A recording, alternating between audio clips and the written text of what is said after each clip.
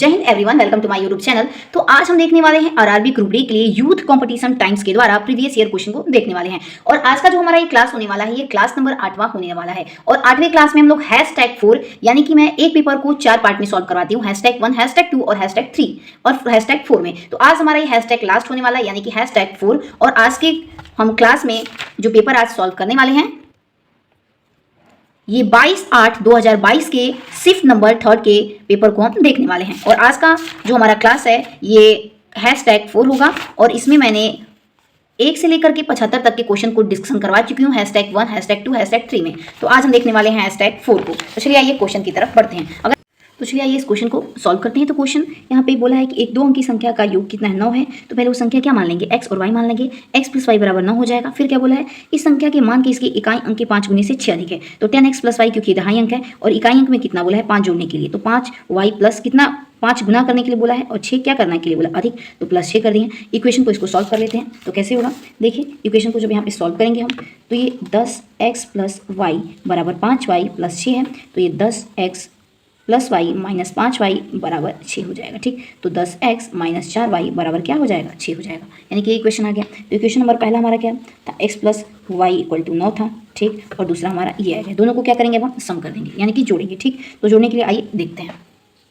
तो चलिए देखिए, जब दोनों इक्वेशन को जोड़ेंगे, 10x - y = 6 था इक्वेशन दूसरा। इक्वेशन पहला x + y = 9 था। तो या तो आप y को इक्वल करते हैं या तो x को इक्वल करते हैं। तो गुणते 4 क्यों, तो जब गुणा करेंगे तो ये हो जाएगा, नीचे वाले इक्वेशन में करेंगे, इक्वेशन नंबर फर्स्ट में ये 10x - 4y = 6 as it is रहेगा। ये गुणा करेंगे तो 4x प्लस ये क्या हो जाएगा, 4y और 4 9 36 हो जाएगा। ठीक, तो -4y से +4y कट जाएगा। उसके बाद कितना हो जाएगा, 14x बचेगा, बराबर ही जोड़ेंगे तो 42 हो जाएगा। फिर 14x = 42, तो x = 14/14 करेंगे तो 14 3 42। x = क्या आ गया, 3 आ गया। फिर पहला इक्वेशन में क्या था, x + y = 9 था। तो x की जगह पे 3 रखी हूँ तो y की वैल्यू कितने आ जाएगी, 6 आ जाएगी। फिर क्या बोला है कि वो संख्या, तो संख्या ज्ञात कीजिए। तो संख्या हमारी क्या थी, x और y माने थे हम लोग। तो x गुणते y करेंगे, 3 गुणते 6 तो कितना आ जाएगा, 18। यानी कि ऑप्शन नंबर हमारा एकदम करेक्ट आंसर हो जाएगा। ठीक है, चलिए आइए नेक्स्ट क्वेश्चन देखते हैं। अगला क्वेश्चन हमारा क्या दिया है, अगला क्वेश्चन हमारा ये रीजनिंग से संबंधित है। ठीक है, तो क्वेश्चन क्या बोला, 8 व्यक्ति ABCDEFGH एक वर्गाकार मेज के चारों ओर मेज के केंद्र की ओर मुख करके बैठे हैं। उनमें से 4 व्यक्ति मेज के कोने पर बैठे हैं, जबकि अन्य 4 व्यक्ति मेज के भुजाओं के ठीक मध्य हैं। C मेज के एक कोने पर बैठा है, F C के दाईं ओर ठीक बगल में बैठा है, G और C के बीच में केवल H बैठा है, D मेज के एक कोने पर बैठा है, A किसी भी कोने पर नहीं बैठा है, E B के बाईं ओर ठीक बगल में है, E F के ठीक बगल में है। कौन से 2 व्यक्ति G के बाईं ओर किंतु B दाईं ओर बैठा है। तो आइए इस क्वेश्चन की पहले हम मैपिंग कर लेते हैं। तो चलिए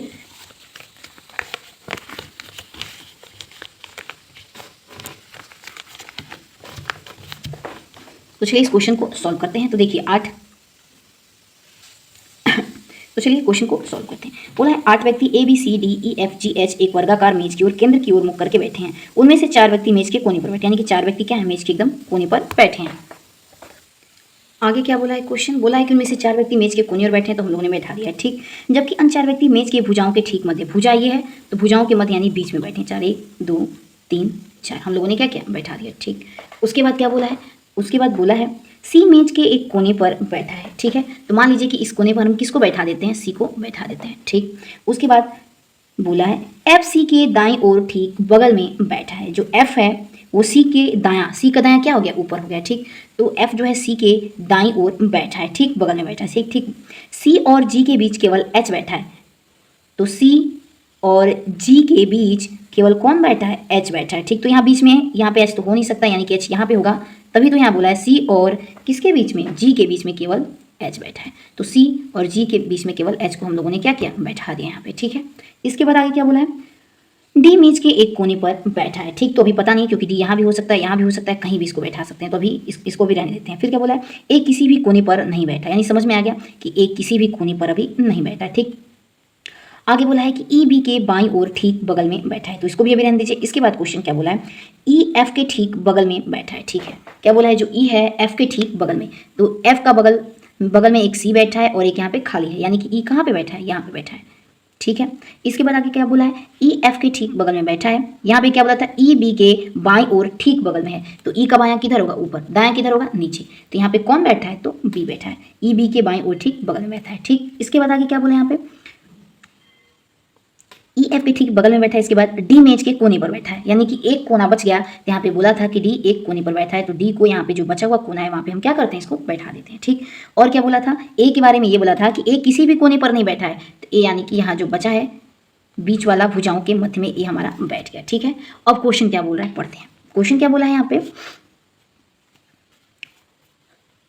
कौन से दो व्यक्ति जी के बाईं ओर किंतु बी के दाईं ओर बैठे हैं। जी कहाँ दिया है, यहाँ पे दिया है। जी का क्या बोला है, बायां बोला है, तो दायां नीचे होगा, बायां क्या हो जाएगा, ऊपर, यानी कि बाईं ओर बोला है। ठीक, जी के बाईं ओर कि कौन से दो व्यक्ति जी के बाईं ओर, जी का बायां ऊपर हो जाएगा तो ए और डी हैं, और इसके बाद किंतु बी के दाईं ओर, तो बी का ये बायां होता है, ये क्या होता है, दायां हो जाएगा, तो डी और ए है, तो ऑप्शन नंबर डी करेक्ट हो जाएगा, यानी कि ए और डी हमारा एकदम करेक्ट आंसर हो जाएगा। ठीक है, आइए अब हम नेक्स्ट क्वेश्चन देखते हैं। अगला क्वेश्चन क्या दिया है, कुबिका की कुछ विशेषताओं का उल्लेखन नीचे किया गया है, गलत विकल्प का चयन कीजिए। ऑप्शन ए दिया है, इनमें से रक्त वाहिकाओं का एक विस्तृत जल होता है। ऑप्शन नंबर बी दिया, ये अंगुलीनुमा रचनाएं होती हैं, संरचनाएं होती हैं। ऑप्शन नंबर सी दिया है, इसका सतही क्षेत्रफल बड़ा होता है। ऑप्शन नंबर डी है, इसकी भित्तियां पतली होती है, तो ऑप्शन नंबर बी करेक्ट हो जाएगा, यानी कि कुबिका की कुछ विशेषताएं ये होती हैं कि ये अंगुलीनुमा संरचनाएं इनमें होती हैं। ठीक है, आइए नेक्स्ट क्वेश्चन देखते हैं। अगला क्वेश्चन दिया है, ऑप्टिकल शब्द में प्रत्येक स्वर को अंग्रेजी वर्णमाला क्रम में उसके अगले अक्षर से बदल दिया जाता है, और प्रत्येक व्यंजन को अंग्रेजी वर्णमाला क्रम में उसके पूर्वी व्रत अक्षर से बदल दिया जाता है। इस प्रकार बने अक्षर समूह में इनमें से कौन सा अक्षर दो बार आएगा। ठीक है,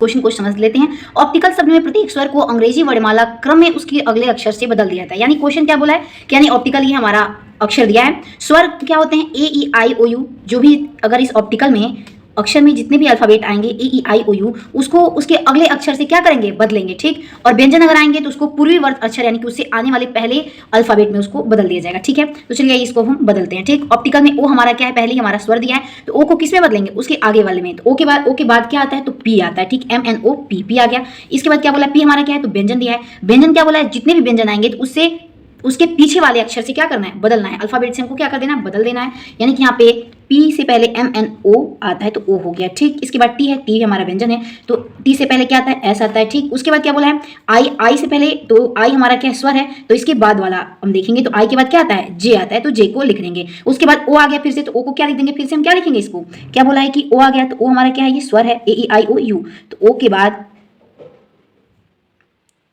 ओ P, O P T I, I तक के सी आ गया। इसके बाद तो सी हमारा क्या है, ये व्यंजन में आता है, तो देखिए इसके बाद पी ओ एस टी हो गया, यानी कि कितना हुआ, 1 2 3 4 आई तक हुआ। इसके बाद सी आ गया, सी हमारा व्यंजन है, तो सी से पहले क्या आता है, बी आता है, फिर ए हमारा क्या है, स्वर है, तो स्वर के बाद क्या आता है, बी आता है, और एल हमारा क्या है, व्यंजन है, तो व्यंजन से पहले एल से पहले क्या आता है, के आता है। ठीक, यानी कि हमारा आंसर क्या आएगा, P O S T J B B K. तो इसमें ऑप्शन नंबर कौन सा करेक्ट हो जाएगा, क्या पूछा है आंसर इसमें कि इस प्रकार बने अक्षर समूह में इसमें कौन सा अक्षर दो बार आता है, तो दो बार कौन आ गया, तो हमारा बी आ रहा है, यानी कि ऑप्शन नंबर ए हमारा एकदम करेक्ट आंसर हो जाएगा। ठीक है, आइए अब हम नेक्स्ट क्वेश्चन की तरफ पढ़ते हैं।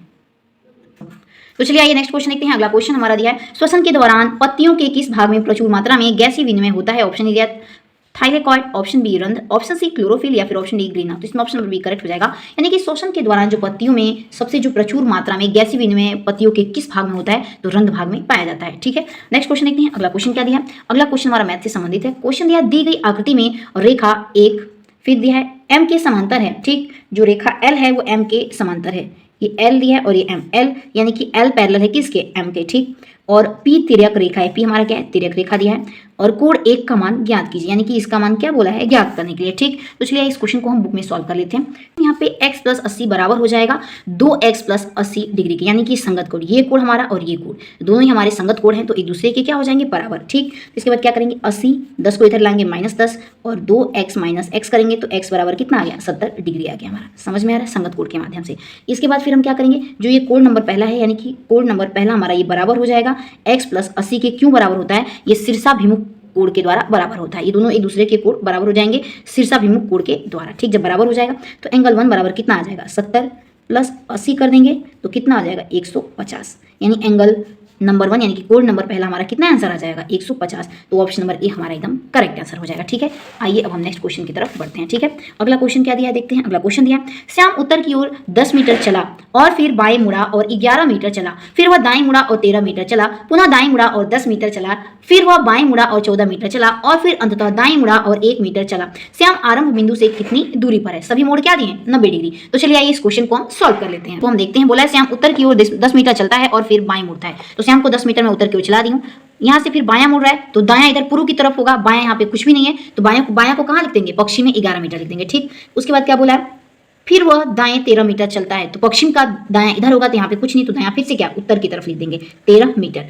फिर दाएं मुड़ता है 10 मीटर चलता है तो दाएं इधर हो जाएगा, तो 10 मीटर यहाँ पे ये चल रहा है। ठीक, फिर वह बाएं मुड़ता है और 14 मीटर चलता है, पूर्व का बायां किधर होगा, इधर होगा, तो बायां कितना चल रहा है, तो ये 14 मीटर हमारा चल रहा है। ठीक, इसके बाद क्या बोला, फिर अंत में वह दाएं मुड़ा और 1 मीटर चला, यानी उत्तर का दाएं किधर हो जाएगा, उत्तर का क्या बोला है, अंत में वह दाएं मुड़ा और 1 मीटर चला। ठीक है, उत्तर का दायां हमारा किधर हो जाएगा, तो इधर हो जाएगा, बायां किधर होता है, इधर हो जाएगा, तो उत्तर का दायां जो हो जाएगा पूर्व की तरफ हो जाएगा, तो यहाँ पे 1 मीटर इसको चला देंगे। अब इसको सॉल्व करते हैं, यानी कि अपोजिट से अपोजिट कट जाएगा, उत्तर से पश्चिम, पूरब से पश्चिम कटता है हमारा। तो देखिए यहाँ पे ये दोनों क्या हो जाएगा, 11 मीटर से 11 पूर्व पश्चिम कट गया। अब बचा क्या, उत्तर में कितना बचा, 4 3 7 2 1 3 37 मीटर किधर, उत्तर की ओर, तो इसमें ऑप्शन नंबर बी करेक्ट हो जाएगा, यानी कि 37 मीटर। अगर दिशा पूछता तो 37 मीटर किस में आया है, हमारा उत्तर दिशा आया है। ठीक है, नेक्स्ट क्वेश्चन देखते हैं, अगला क्वेश्चन क्या दिया है। अगला क्वेश्चन हमारा ये किससे संबंधित है, तो ये हमारा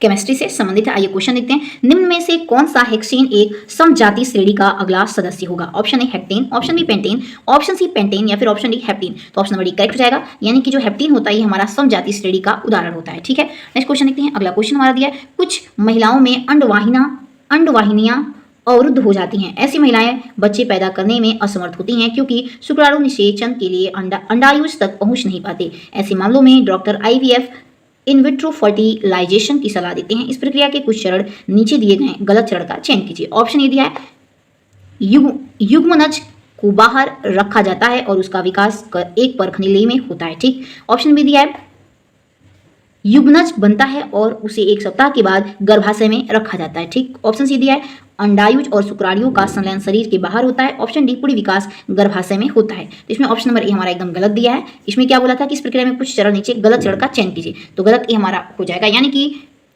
युग्मनज को बाहर रखा जाता है और उसका विकास एक परख नली में होता है। ये ऑप्शन नंबर ए हमारा एकदम गलत हो जाएगा। ठीक है, नेक्स्ट क्वेश्चन देखते हैं, अगला क्वेश्चन है, कोकबोरोक त्रिपुरा की एक राज्य भाषाओं में से एक है। 19 जनवरी 2022 को त्रिपुरा ने कौन सा कोकबोरोक दिवस मनाया है, तो ऑप्शन नंबर बी करेक्ट हो जाएगा, यानी कि कोकबोरोक ये त्रिपुरा की एक राज्य भाषाओं में से एक है। 19 जनवरी 2022 को त्रिपुरा ने 44वां कोकबोरोक दिवस मनाया है। ऑप्शन नंबर बी हमारा एकदम करेक्ट आंसर हो जाएगा। ठीक है, आइए अब हम नेक्स्ट क्वेश्चन की तरफ बढ़ते हैं। अगला क्वेश्चन क्या दिया है हमारा, अगला क्वेश्चन दिया है हमारा, एक इलेक्ट्रिक हीटर को 220 वोल्ट पर 2200 वॉट रेट किया गया उपकरण से संयोजित फ्यूज तार की न्यूनतम रेटिंग कितनी है। तो ऑप्शन ए दिया है 10 ampere, option B 20 ampere, option C 22 ampere, फिर ऑप्शन डी 5 एम्पियर। तो P इक्वल टू क्या होता है, V इंटू आई होता है। हमारा P भी दिया है और V भी दिया है, और पूछा क्या है हमसे इसमें, हमारा एम्पियर यानी कि I करंट पूछा है, तो I इक्वल टू क्या हो जाएगा, P बटा में V हो जाएगा। ठीक, I इधर रह जाएगा और P वहीं पे रहेगा, V हमारा नीचे चल जाएगा। पावर कितना दिया है इसमें, 2200 वोल्ट दिया है, और वोल्ट कितना 220, 0 से 0, इसके बाद 22 एकम 22 0, यानी कि 10 एम्पियर हमारा क्या आ गया, करंट आ गया। तो इसमें ऑप्शन नंबर एकदम करेक्ट आंसर हो जाएगा। ठीक है, आइए नेक्स्ट क्वेश्चन देखते हैं। अगला क्वेश्चन क्या दिया है, अगला क्वेश्चन दिया है, 3 कथन और उसके बाद 2 निष्कर्ष 1 और 2 दिए गए हैं। कथनों को सत्य मानते हुए विचार करें, भले ही वे सामान्यतः ज्ञात तथ्यों से भिन्न प्रतीत होते हैं, और बताएं कि कौन से निष्कर्ष तार्किक रूप से कथनों का पालन करते हैं। कथन दिया है, कुछ पर्स क्या है, चाबियां हैं, सभी लॉकर चाबियां हैं, सभी चाबियां पेन हैं, और इसके बाद क्या दिया, निष्कर्ष दिया है। तो चलिए आइए इसकी सबसे पहले हम क्या करेंगे, मैपिंग करेंगे। मैपिंग कहने का मतलब इसको बना लेते हैं। अगर आप हमारे चैनल पर नए हैं, अगर चैनल को सब्सक्राइब नहीं किए हैं तो आप जल्दी सब्सक्राइब कर लीजिए, ताकि आने वाला वीडियो आपको हमेशा मिलता है। तो चलिए आइए इसकी हम मैपिंग कर लेते हैं। क्या बोला है, बोला है कुछ पर्स चाबियां हैं, तो सबसे पहले मैं क्या बना देती हूँ, पर्स को बना दी हूँ। ठीक है, इसके बाद बोला है कि जो कुछ पर्स हैं वो क्या है, चाबियां हैं, तो यहाँ पे चाबियां बन गया। ठीक है, उसके बाद पढ़ी क्या बोला है कि सभी लॉकर चाबियां हैं। ठीक, तो आप ध्यान दीजिएगा, आप चाबियों के अंदर ही लॉकर को बनाएंगे, ना कि लॉकर के अंदर चाबियों को बनाएंगे। सभी लॉकर क्या हो गई, चाबियां हो गई, समझ में आ गया। फिर सभी चाबियां पिन है, इसके बाद सभी चाबियों को क्या बोला है कि ये क्या है, तो ये पिन हो गई, समझ में आ गया। अब चलिए इसके निष्कर्ष को पढ़ते हैं। निष्कर्ष क्या दिया है, कुछ पिन पर्स हैं, तो देखिए जो कुछ पिन हैं वो पर्स में आ रही हैं, तो जी हाँ पहला हमारा एकदम सही हो जाएगा। ठीक, दूसरा बोला है कोई पिन पर्स नहीं है, क्या कोई भी पिन पर्स नहीं, हाँ तो कुछ द्वार है, तो सेकंड ऑप्शन नंबर क्या हो जाएगा, हमारा गलत हो जाएगा। ठीक, तो इसमें निष्कर्ष हमारा ABCD ऑप्शन दिया है, तो इसमें कौन सा हमारा सही हुआ है, तो ऑप्शन नंबर डी करेक्ट हो जाएगा, यानी कि केवल निष्कर्ष पहला पालन करता है, तो ऑप्शन नंबर हमारा डी एकदम करेक्ट आंसर हो जाएगा। ठीक है, आइए अब हम नेक्स्ट क्वेश्चन की तरफ बढ़ते हैं। अगला क्वेश्चन हमारा मैथ से संबंधित है। क्वेश्चन दिया है, दिए गए समीकरण में किन दो चिन्हों के स्थान पर परस्पर बदल देने पर समीकरण संतुलित हो जाएगा। ठीक है, तो आइए इसको हम पहले सॉल्व करके आप लोगों को अच्छे से दिखाते हैं। तो चलिए ये क्वेश्चन को हम सॉल्व करते हैं। प्लस की जगह पे क्या रखेंगे माइनस, माइनस की जगह पे क्या रखेंगे प्लस। तो यहाँ पे इक्वेशन 44 प्लस दिया था तो मैं माइनस क्यों 36, यहाँ पे माइनस दिया था तो प्लस क्यों, और 4 गुटे 4 एज इट रह जाएगा। ठीक है, इसके बाद भाग माइनस को क्या रखी हूँ प्लस गुटे 2, फिर यहाँ पे 44 माइनस 36 करेंगे तो 8 आ जाएगा, 4 चौके 16 हो जाएगा और ये 5 1 6 हो जाएगा, गुटे 2 बराबर 8 हो जाएगा। इसके बाद हमारे यहाँ पे 8 प्लस 16 दिया है तो हमारा कितना हो जाएगा यहाँ पे 24 हो जाएगा। ठीक है, 24 भागा कितना दिया है 6 गुटे 2, फिर क्या करते हैं काको पहले तोड़िए तापी 6 2 भाग भाग पहले करेंगे, 6 चौके 24 गुटे 2 बराबर क्या हो जाएगा 8, यानी 8 बराबर 8 हमारा आंसर आ गया। यानी कि किन दो सिंबल को आप चेंज किए हैं तो ऑप्शन नंबर सी एकदम करेक्ट हो जाएगा। यानी प्लस की जगह पे माइनस और माइनस की जगह पे प्लस को रखा है तो आपका समीकरण 8 बराबर 8 हमारा सिद्ध हो गया है। तो ऑप्शन नंबर सी एकदम करेक्ट आंसर हो जाएगा। ठीक है, आइए नेक्स्ट क्वेश्चन देखते हैं। अगला क्वेश्चन क्या दिया है। अगला क्वेश्चन दिया है प्रेरित विभवांतर की एसआई यूनिट क्या होती है, तो ऑप्शन नंबर करेक्ट हो जाएगा, यानी कि वोल्ट होती है। ठीक है, नेक्स्ट क्वेश्चन देखते हैं। अगला क्वेश्चन हमारा रीजनिंग से संबंधित है। क्वेश्चन क्या दिया है, उस प्रश्न का चयन कीजिए जो निम्नलिखित श्रेणी में प्रश्न के स्थान पर आएगी, यानी कि प्रश्न चिन्ह के स्थान पे कौन सी नंबर आएगी। दिया 16 18 27 55 120 और यहाँ पे क्वेश्चन मार्क दिया है। ठीक है, तो देखिए 16 से 18 करेंगे तो पहले 1 का क्यूब करेंगे प्लस 1 करेंगे, इसके बाद हम क्या करेंगे 1 का क्यूब करेंगे तो 1 आएगा, प्लस 1 करेंगे यानी कि 2 पूरा प्लस तो 16 और प्लस 2 करेंगे तो 18 हो जाएगा। फिर क्या बोला 2 का क्यूब प्लस 1 तो 2 का क्यूब 8 और प्लस 1 9 करेंगे तो 27 आ जाएगा 18 के बाद। वैसे 27 में 3 का क्यूब प्लस 1 करेंगे, 55 में 4 का क्यूब प्लस 1 करेंगे और 120 में 5 का क्यूब प्लस 1 करेंगे तो हमारा क्या आ जाएगा 246 आ जाएगा। ठीक है, 5 का क्यूब यानी कि 125 प्लस 1 यानी 126 जोड़े। ठीक, जब 120 में आप 126 जोड़ेंगे तो कितना आंसर आ जाएगा हमारा 246 आंसर आ जाएगा। ठीक, तो ऑप्शन नंबर इसमें करेक्ट आंसर ए हमारा एकदम करेक्ट आंसर हो जाएगा। ठीक है, नेक्स्ट क्वेश्चन देखते हैं। अगला क्वेश्चन क्या दिया है। अगला क्वेश्चन हमारा ये जीके से संबंधित है। क्वेश्चन दिया है 1969 में चौथी पंचवर्षीय योजना के दौरान इंदिरा गांधी द्वारा कितने निजी बैंकों का राष्ट्रीयकरण किया गया, तो option number correct answer A हो जाएगा। यानी कि 1969 में चौथी पंचवर्षीय योजना के दौरान इंदिरा गांधी के द्वारा 14 निजी बैंकों का राष्ट्रीयकरण किया गया। ऑप्शन नंबर ए हमारा एकदम करेक्ट हो जाएगा। ठीक है, आइए अब नेक्स्ट क्वेश्चन देखते हैं। अगला क्वेश्चन हमारा मैथ से संबंधित है। क्वेश्चन दिया 7 से विभाजित होने वाली प्रथम 8 अभाज्य संख्याओं का योगफल किसके बराबर होगा। तो चलिए आइए इस क्वेश्चन को हम बुक में समझ लेते हैं। देखिए बोला है कि 7 से विभाजित होने वाली 8 अभाज्य संख्याओं का योगफल किसके बराबर होगा। ठीक, तो पहले देखते हैं कि प्रथम 8 अभाज्य संख्याएं कौन कौन सी होती हैं। अभाज्य संख्याएं वो होती हैं जो खुद से कटे, बस अपने आप से कटे। 2 3 5 7 11 13 17 9 19 यानी कि जो खुद से कटे और एक से कटे वो हमारी क्या होती हैं अभाज्य संख्याएं। तो ये हमारी 8 अभाज्य संख्याएं हो गई। ठीक, इसके बाद इन सभी को क्या बोला है इनका योगफल किसके बराबर, तो इन सबको जोड़ देंगे तो 77 आएगा। इसके बाद बोलेंगे यहाँ पे दिया है कि 8 अभाज्य संख्याओं का योगफल 7 से विभाजित करने पर, फिर हम 7 से विभाजित करेंगे क्योंकि क्या बोला विभाजित करने पे, तो हमारा आंसर क्या हो जाएगा 11। ऑप्शन नंबर एकदम करेक्ट आंसर हो जाएगा। ठीक है, नेक्स्ट क्वेश्चन देखते हैं। अगला क्वेश्चन क्या दिया है। अगला क्वेश्चन दिया है कि डैश वह धन है जो किसी व्यक्ति की आय में से स्थानीय राज्य और संघीय करों का भुगतान करने के बाद उपलब्ध होता है, तो ऑप्शन नंबर बी करेक्ट हो जाएगा। यानी कि प्रयोज्य आय वह धन है जो किसी व्यक्ति की आय में से स्थानीय राज्य और संघीय करों का भुगतान करने के बाद उपलब्ध होता है। ऑप्शन नंबर बी हमारा यहाँ पे एकदम करेक्ट आंसर हो जाएगा। ठीक है, आइए अब नेक्स्ट क्वेश्चन की तरफ बढ़ते हैं। अगला क्वेश्चन क्या दिया। अगला क्वेश्चन दिया है कांच के प्रिज्म से होकर गुजरने पर श्वेत प्रकाश के किस रंग घटक का विचलन अधिकतम होता है, तो ऑप्शन नंबर करेक्ट हो जाएगा। यानी कि कांच के प्रिज्म से होकर गुजरने पर श्वेत प्रकाश के बैगनी रंग का जो घटक होता है उसका विचलन सबसे अधिक होता है। ठीक है, नेक्स्ट क्वेश्चन देखते हैं। अगला क्वेश्चन दिया है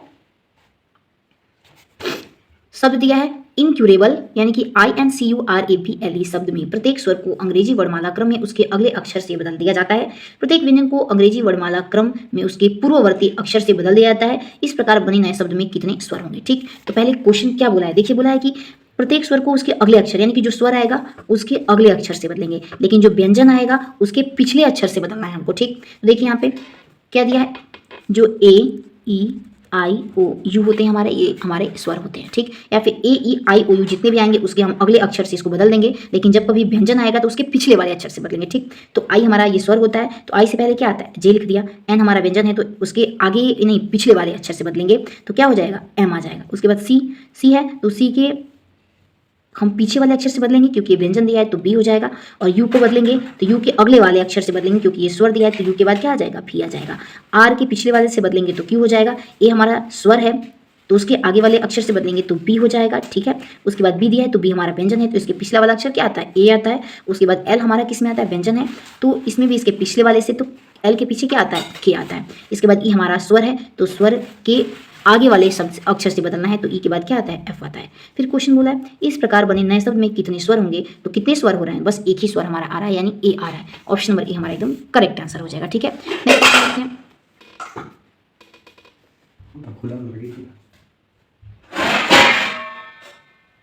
ऑप्शन नंबर ए हमारा एकदम करेक्ट हो जाएगा, यानी कि पूछा है कि इसमें कितने स्वर होंगे, तो ए हमारा इकलौता इसमें स्वर हो जाएगा। ऑप्शन नंबर ए हमारा इसमें एकदम करेक्ट आंसर हो जाएगा। ठीक है, नेक्स्ट क्वेश्चन देखते हैं। अगला क्वेश्चन है, जनवरी 2022 में इलेक्ट्रॉनिक्स एवं सूचना प्रौद्योगिकी मंत्रालय द्वारा शुरू किए गए डिजिटल गवर्नमेंट मिशन का उद्देश्य क्या है?